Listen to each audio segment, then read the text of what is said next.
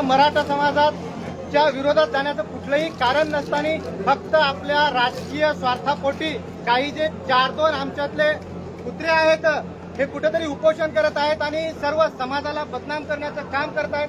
मी आपल्या मीडियाच्या माध्यमातून त्यांना एवढीच विनंती करतोय की बाबांनो, खरोखर जर तुम्हाला धनगर समाजाचा उळका असेल, धनगर समाज तुम्हाला वाटत असेल की समोर यायला पाहिजे, राजकीय सामाजिक आर्थिक दृष्ट्या समोर यायला पाहिजे, तर तुम्ही राजकारण न करता खऱ्या अर्थानं जर एसटीचं सर्टिफिकेट कोण देत असेल तर त्या व्यक्तीच्या आपण पाठीमागं उभं राहावं। आणि आज संपूर्ण महाराष्ट्रामधून आदरणीय मनोजदादा जरांगे पाटील यांना आम्ही सर्व यशवंत संघर्ष सेना व जे जे आमच्यासोबत धनगर समाजाचे तरुण काम करतात, आम्ही सर्व धनगर समाज त्यांना पाठिंबा देतोय।